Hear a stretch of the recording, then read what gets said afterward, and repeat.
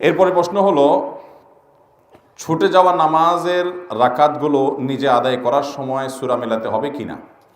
খুব দরকারি এবং গুরুত্বপূর্ণ একটি প্রশ্ন, অনেকেই এই প্রশ্ন করে থাকেন। প্রায় আপনার ইমামের পেছনে সালাত আদায় করতে গিয়ে যদি 2 রাকাত 3 রাকাত ছুটে যায়, ধরুন 4 রাকাত ওয়ালা নামাজের আপনি শেষের 1 রাকাত পেয়েছেন, আপনার 3 রাকাত ছুটে গেছে। এখন এই রাকাতগুলো আপনি কিভাবে আদায় করবেন?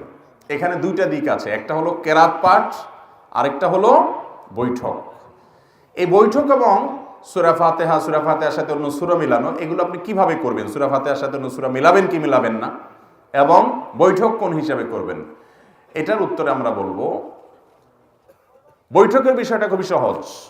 আপনি যদি শেষের রাকাত পান 4 রাকাতওয়ালা নামাজের, তাহলে আপনি নিজে যখন ইমাম সালাম ফেরানোর পরে সালাম ফেরানো ছাড়া আপনি দাঁড়ায় যাবেন, দাঁড়ায় গিয়ে আপনি যখন সালাত শুরু করবেন, আপনার প্রথম রাকাতে আবার বৈঠক করবেন। ইমামের সাথে তো বৈঠক করছেনই, এরপরে দাঁড়ায় যখন আপনার 3 রাকাত ছুটছে, ওই 3 রাকাত পড়া শুরু করেছেন, ওই 3 রাকাতের প্রথম রাকাতে আপনার আবার বৈঠক করবেন। তাহলে পরপর 2টা বৈঠক হবে, হোক, কোনো অসুবিধা নেই।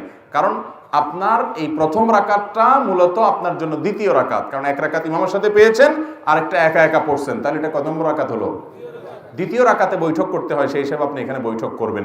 তাতে 2 বৈঠক হোক, সমস্যা নেই। প্রথম বৈঠকটা হলো ইমামের অনুকরণ করতে গিয়ে ইমাম যেহেতু বসছে, আপনি দাঁড়াইতে পারেন না, সেজন্য বাধ্য হয়ে বসেছেন, এটা হলো আপনার মূল বৈঠক, যেটা আপনি একাকে আদায় করছেন। তাহলে বৈঠক কোথায় করবেন বুঝতে পেরেছেন তো?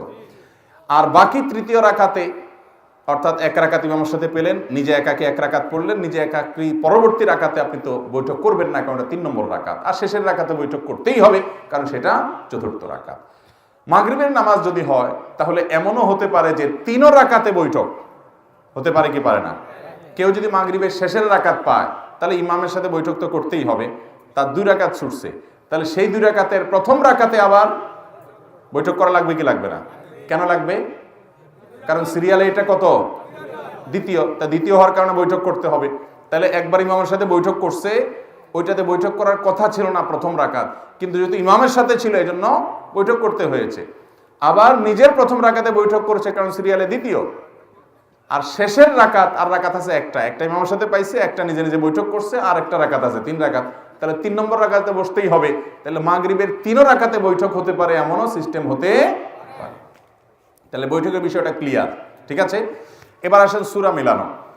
সূরা মিলানোর জন্য ওলামা একরাম এবং ফোকাহ একরামের 2টি মত আছে। অনেক ওলামা একরাম বলেছেন, ইমামের সাথে যে নামাজগুলো ছুটে গেছে, 3 রাকাত 2 রাকাত, যেগুলো ছুটে গেছে পায় নাই, সেই নামাজগুলো যখন মুক্তাদি পরবর্তীতে ইমাম সালাম ফেরানোর পর তিনি দাঁড়িয়ে একা একা আদায় করবেন, এগুলো তার সালাতের শেষ অংশ। অনেক ওলামা একরাম ফোকাহ একরাম বলেছেন শেষের রাকাত। ইমামের সাথে যেগুলো পাইছে সেগুলো প্রথম দিককার রাকাত, আর যেগুলো ছুটে গেছে সেগুলোকে শেষের রাকাত গণ্য করেছেন। যারা শেষের রাকাত গণ্য করেছেন, সেই মত অনুযায়ী সূরা মিলাবেন না। কিন্তু এই মতের চাইতে অধিকতর অগ্রগণ্য মত এবং সতর্কতাপূর্ণ মত হলো যে যেই রাকাতগুলো ছুটে গেছে সেগুলোকে মুক্তাদি যখন একাকি আদায় করবেন, সেগুলোকে শুরুর দিককার রাকাত ধরবেন। আর যখন শুরুর দিককার রাকাত ধরবেন, তখন সূরা ফাতিহার সাথে অন্য সূরা মিলাবেন। বুঝাতে পেরেছি? এবার আসেন আমরা এক্সাম্পলে যাই। 4 রাকাতওয়ালা নামাজ, শেষে 1 রাকাত পাইছেন ইমামের সাথে, ইমাম সালাম ফিরাই ফেলেছে, আপনি সালাম ফেরাবেন না। ইমামের সালাম দোনো দিকে ফেরানো হয়ে গেছে, তারপর আপনি দাঁড়িয়ে আপনার ছুটে যাওয়া সালাত আদায় করবেন। ছুটে যাওয়া সালাত যখন আদায় করছেন, আপনার প্রথম রাকাতে সূরা ফাতিহাও পড়বেন, সাথে সূরাও মিলাবেন। কেমন যেন আপনি সালাতের প্রথম অংশের রাকাতগুলো ছুটে গেছে ইমাম সাহেবের সাথে, সেগুলো আদায় করতেছেন।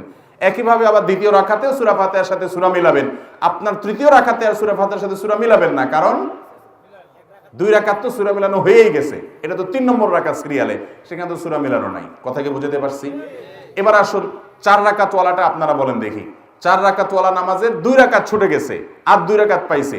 তাহলে ইমামের সালাম ফেরানোর পর দাঁড়ায় যখন 2 রাকাত পড়বে, সেই 2 রাকাতে সূরা ফাতিহার সাথে সূরা মিলাবে না মিলাবে না? কেন মিলাবে? কারণ কেরাতওয়ালা 2 রাকাত তার ছুটে গেছে, সূরা ফাতিহার সাথে সূরা মিলানো 2 রাকাত তার ছুটে গেছে। তাছাড়া ওই 2 রাকাত তার নামাজের যেগুলো সে পরে আদায় করতেছে, এটা নামাজের প্রথম অংশ ধরা হচ্ছে, যার কারণে সাথে সূরা মিলাবে। যদিও ফোকাহ একরামের আরেকটা মত আছে, কিন্তু এই মতটা অধিকতর সতর্কতাপূর্ণ। কথা কি বুঝতে পারছেন? তাহলে এই নিয়মে ছুটে যাওয়া রাকাতগুলো আপনি আদায় করবেন, ইনশাআল্লাহ বিইذনিল্লাহ সালাত হয়ে যাবে।